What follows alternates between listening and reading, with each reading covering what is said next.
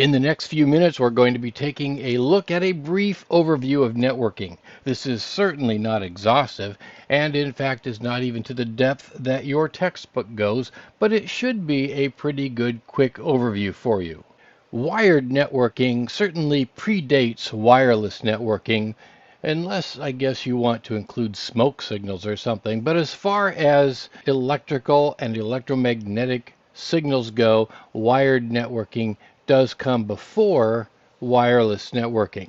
Now, when we're dealing with wired media, we sometimes call it bounded media.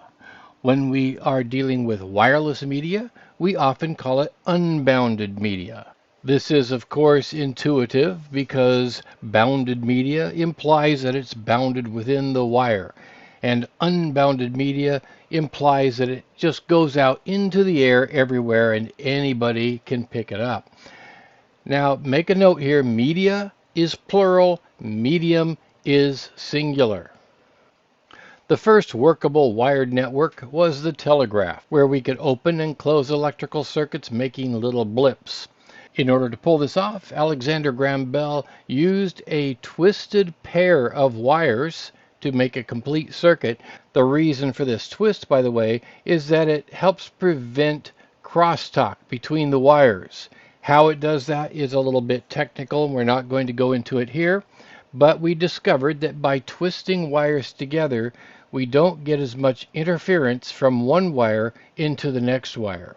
There's one big security problem here with the telegraph, and that is it's very easy for our attackers, our enemies, to just cut the wires. And that, of course, cuts off communication across the country or across large areas. The next big development after the telegraph was the telephone network. Now the telephone, of course, also uses electrical signals to transmit the voice. This is sometimes also called the PSTN, or Public Switched Telephone Network. Sometimes you might hear this word POTS, or plain old telephone system. Both of these terms are used for the telephone network interchangeably. The telephone also used twisted pair wiring, although in the case of the telephone, we had 2 pairs of wires, or 4 wires total. The way we made connections with the telephone was something called circuit switching. The idea being that one client, say you or me, wanting to talk to a friend, client 2 over here, needs a continuous wire to talk on. So we have these operators that would plug this wire into a port that would go to client 1, and then the other end of the wire plugs into a port that goes to client 2, and now you have a continuous wire from one to the other. Now, one problem with this is you have dead space between parts of the conversation. That is to say, if I pause for a moment or I put the phone down to go get something, there's a period of time that that line is just being unused.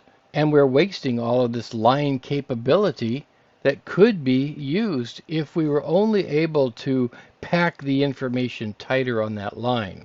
We're going to deal with that in just a little while. When computers came around and we were no longer just using our voice for communication, we needed a way to use the existing circuit-switched telephone network to move data from one computer to another computer. But computers talk digitally in ones and zeros, whereas the telephone network uses these analog signals for the voice. So we added something called a modem, or a modulator-demodulator.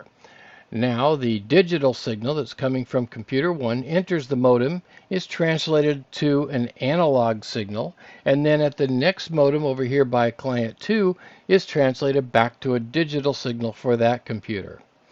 Now, if you have a wireless router today, you still have a modem. It may be a separate box, or it may be built right into the wireless router. A modem doesn't always translate from digital to analog signals and back again. Sometimes it translates from one digital signal type to another digital signal type, but it's still a modem. It's still a modulator-demodulator. Now remember the dead air problem I gave you a little while ago when we talked about circuit switching? In other words, there are pauses at which time there's nothing going on in the wire when we're talking by voice. Packet switching solved that problem. we realized that if we have a digital signal, we can chunk it up into smaller pieces, and we can send each piece separately.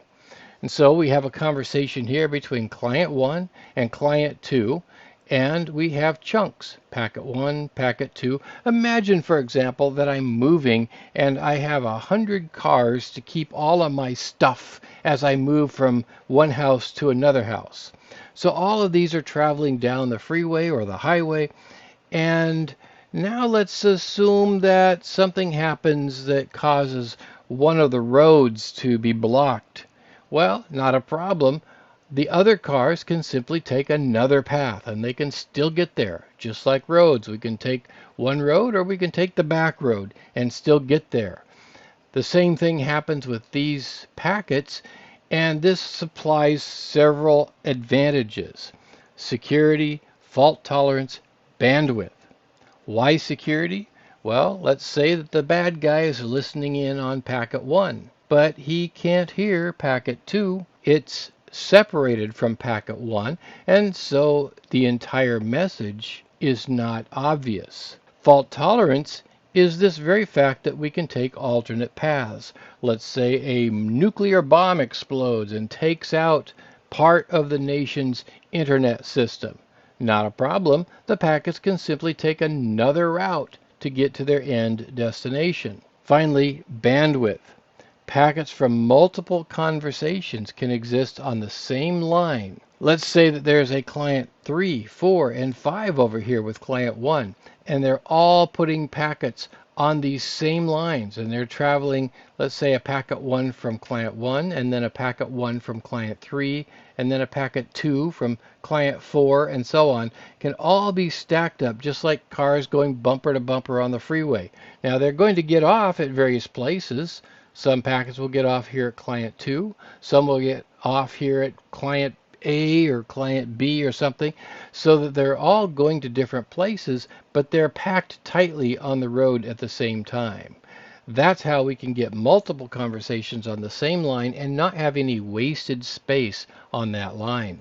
Now, one of the advantages of packet switching is that the protocols or the rules that we use in order to move data from one side to the other side, and so that both systems can understand that data, those protocols can be put through a series of steps, and we call those layers. Now, we have two different models, the OSI model and the TCP/IP model. We're using today the TCP/IP model, and that's because the protocols are all compatible with the TCP/IP model, and we can put these in these various categories. We can say that certain protocols are application layer protocols, certain of the protocols are network access layer protocols, and so on. But the way these work is that the data is generated up here at the top of this model, and then it travels down through each of these layers, and at each layer additional information is added, called a header, by the way, and those headers do things such as, for example, here in the network layer, that's where the address is put on of the destination, and the source address, which is like the return address in an envelope, is added. So we add something at each of these layers. Down here at the physical layer is where we actually send it across the wire or wireless network, and then it gets to the other computer and goes back up. All of this information is stripped off, and then finally at the application layer, the other computer applies it to whatever program is designed to read that information. So we have two of these, the OSI model, the TCP/IP model. We're using the TCP/IP model because all of the protocols that we're using are designed for the TCP/IP model. However, later on, the OSI model was developed as a more generalized model. It's not really used today, although we still refer to it quite frequently in the workplace. These layers are numbered. Application layer is layer 7. The presentation layer is layer 6. Session is 5. Transport 4. Network 3. Data link layer is 2. And physical layer is layer 1. We do not number the TCP/IP model layers. So we find it very easy to say, for example, hey, I have a problem at layer 3. And that's one of the reasons that the OSI model has hung on so tightly all these years. But in reality, we're really using the TCP/IP model, and the protocols can be fit into these various areas in the models. Well, that's it for this presentation. We will have another video on Chapter 1 that will tie up some of the wireless concepts and a few concepts that are not clearly mentioned in the textbook that we want you to make sure that you understand.